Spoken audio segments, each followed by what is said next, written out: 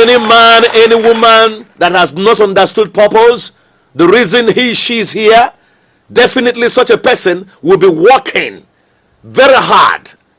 It's not all about working hard.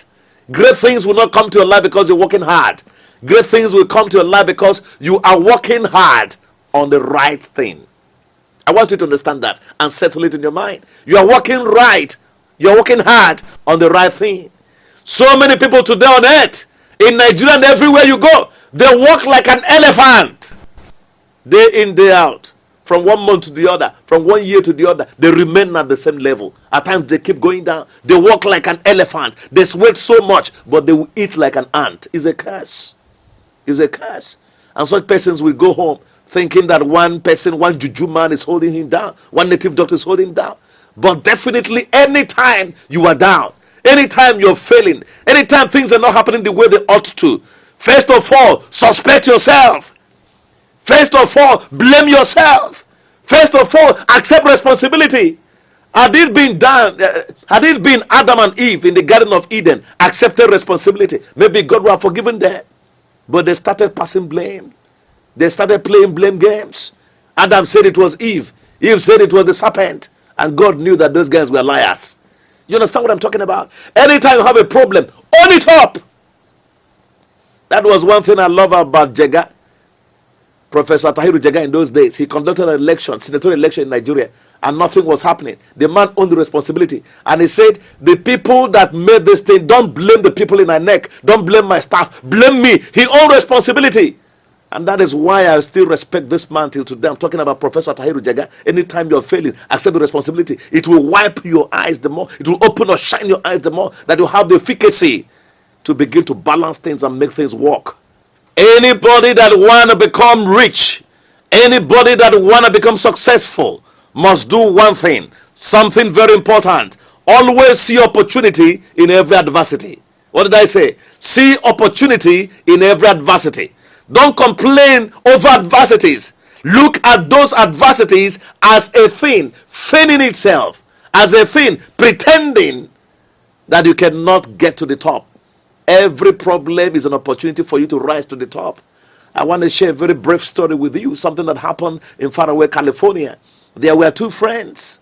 They were in the same department in California University. And these two friends, they did wonderfully well at a particular semester. Their fathers were close allies working in GM Motors. Their fathers called them together and said, my sons, if you perform creditably well in this exam, we will send you abroad so that you go and enjoy yourselves. These guys had great passion watching the Indian film. They loved the Indian film people so much that there was one actress, I will not remember her name tonight, and they said they want to trace this lady to her village. They were not going to look for the lady per se, but to see where the lady was coming from. And incidentally, she was coming from Mumbai. They decided to go there in search of this lady, in search of her history. When they got there, they were in the same hotel room. And immediately they got to India. They found out that most people in India at that time were too poor. Too poor people. They saw thousands, millions of people poor. And one day the guy climbed up the staircase inside his apartment in that hotel. And he was calling the other guy, please come and see. I've never seen in my life people as poor as what I'm seeing through the window. His friend rushed and said, what was it? He said, can't you see? Almost all of them, thousands of them, they have no shoes on their legs. Thousands of those little kids there with their parents, they don't even have shirts on their body. They were naked. He saw so many things against the very beautiful picture that portrayed India in their mind when they were in school in California. And the friend immediately looked at immediately his friend looked at those people who were so poor and impoverished, who had no shoes on their legs. His friend was seeing something different. His friend was seeing poverty at the highest height. He said one thing. He just looked at them and smiled and said, this is a good place for shoe business. I didn't know whether you understand me. This is a good place for shoe business. The other person saw that there was impossibility to make things work there, that things cannot thrive in that part of India. But the other guy saw advantages in a very horrible situation, in poverty. He saw that shoe business can thrive here. They got back to their country later. Some weeks later, they got back. to resume school. And when they got to the school, the one that had a great dream was disturbed by his dream. He was terribly disturbed by his dream. Anytime you saw the guy in the classroom, he would be drawing shoes, rubber shoes. Because he said, I want to provide something for those people who are suffering. Anytime you see your people suffering and you can do something to quench their thirst, certainly you are becoming a rich person. It's as simple as that. Anywhere you've gotten to in your world and you see there is a need, disturbing people, rise up and provide a solution. You are becoming a rich person. It's as simple as that. Every time you saw this guy in classroom, he would be drawing rubber shoes. At a time, he went to one of his brother's friends and said, I have a dream. I want to take a shoe. I want to take a business to India. I saw that too many people in India have no shoes. And the brother told him, go and do your feasibility study very well. That friend of his brother told him, go and do your feasibility studies very well.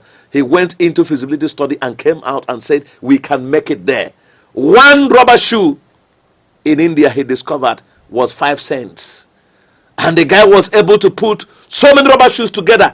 3 full loaded long trailer, loaded with rubber shoes. He got into mass production. And he was able to take these shoes to India because he had a dream, because he saw opportunity in a despair situation, in a situation of impossibilities.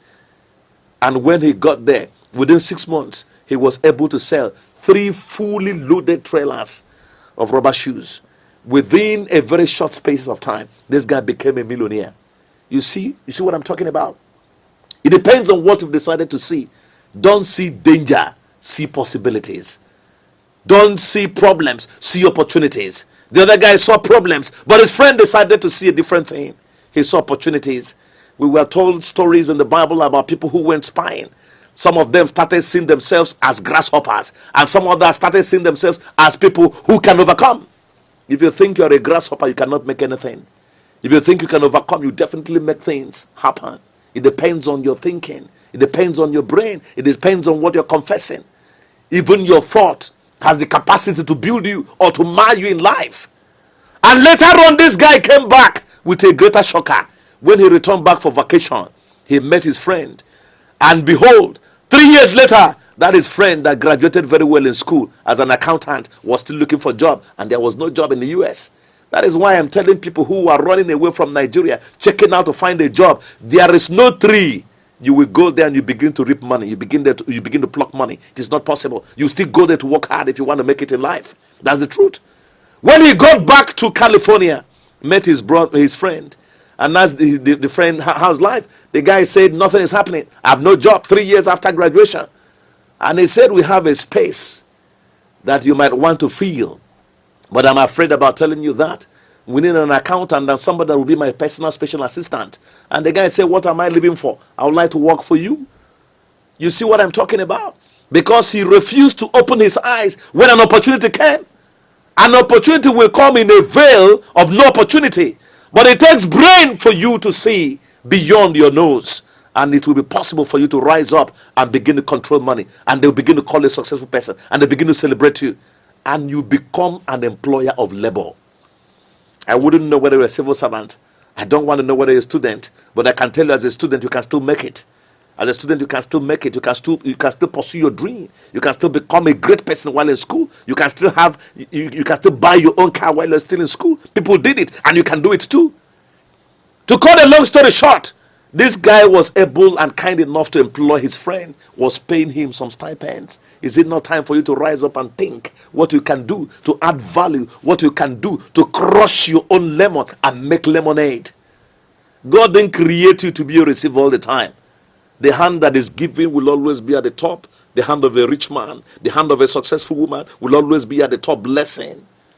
And if you don't have, you will not bless. If you don't have, you will not give.